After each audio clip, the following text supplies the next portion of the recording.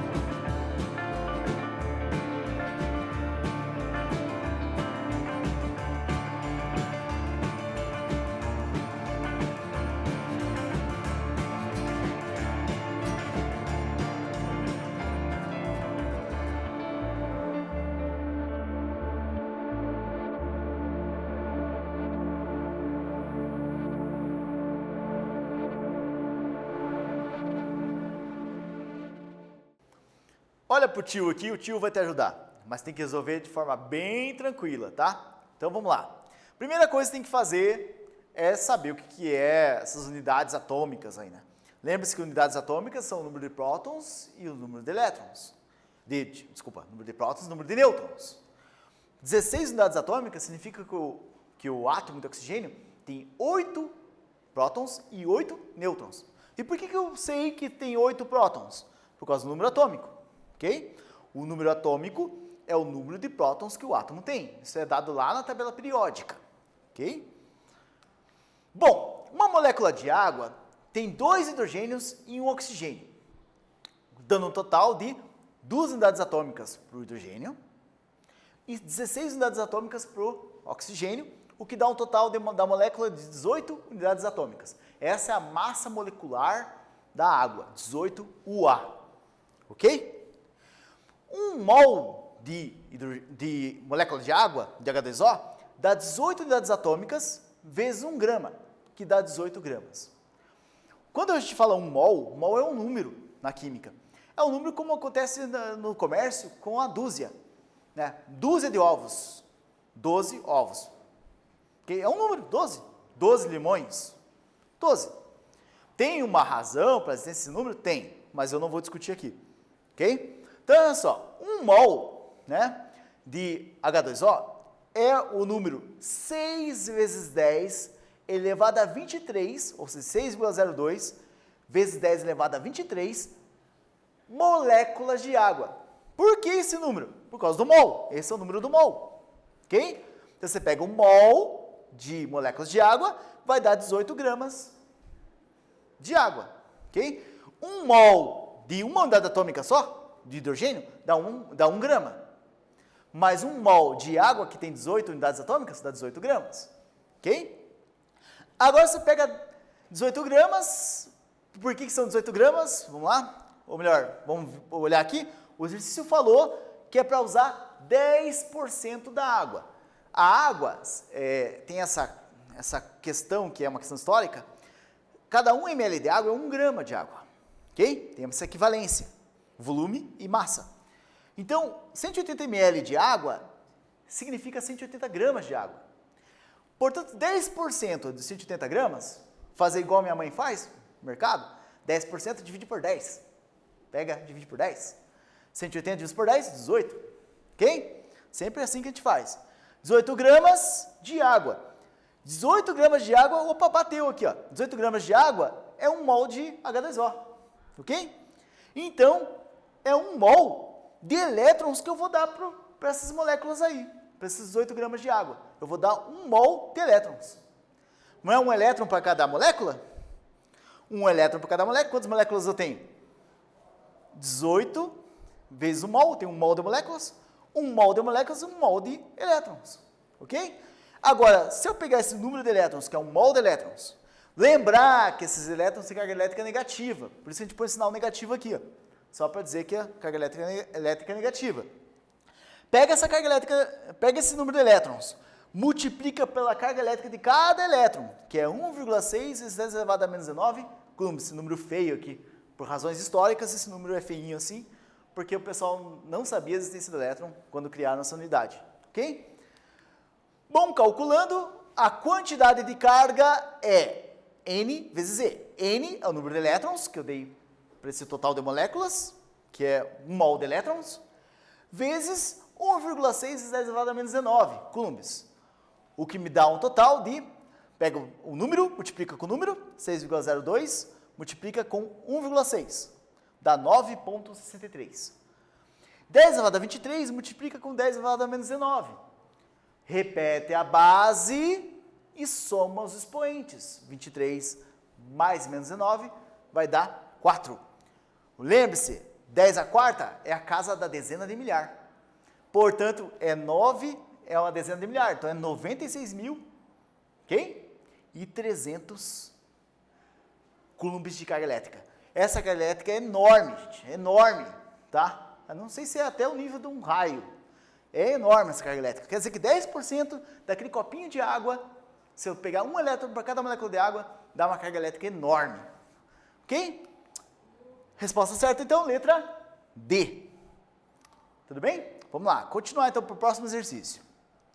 Muitas experiências de eletricidade no século XVII eram realizadas utilizando a eletrização por atrito de uma esfera de enxofre, máquina de Guericke, conforme a figura. Então tem aqui a esfera de enxofre, o pessoal pegava, girava aquela esfera de enxofre aqui e botava uma luva de lã ali, eletrizava ela, aí pegava uma outra esfera de enxofre, eletrizava também, chegava lá e via o que acontecia, faísca, um monte de coisa, ok? Bom, o elemento enxofre tem essas propriedades que estão na tabela periódica. Então você tem aqui a massa atômica, sempre a massa atômica é aqui embaixo, e tem aqui o número atômico aqui em cima, 16. Então o enxofre tem 32 de massa atômica e 16 de número atômico. Lembra-se que o número atômico é o número de prótons, ok? No processo de eletrização, cada átomo de enxofre adquire 2 elétrons. Ele fica 2 menos.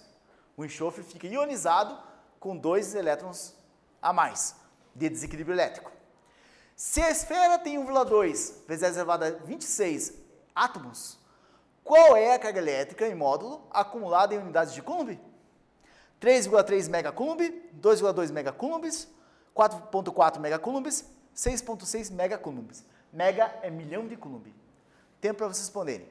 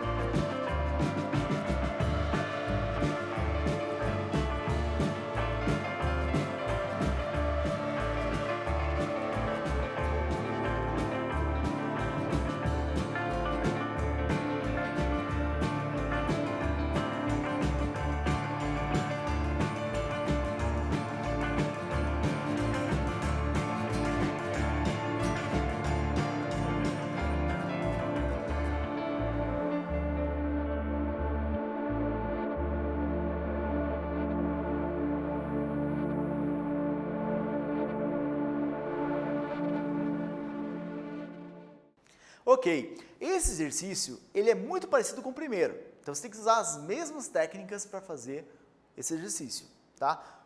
Com calma, o que você precisa? Você quer saber qual é a carga acumulada? Carga elétrica é número de desequilíbrio vezes a carga elétrica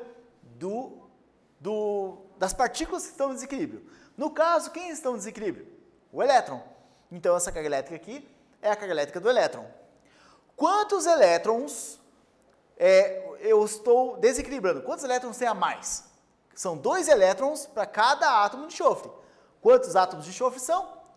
7 vezes 10 elevado a 24 átomos de enxofre. Então, eu vou pegar esse valor e multiplicar por 2.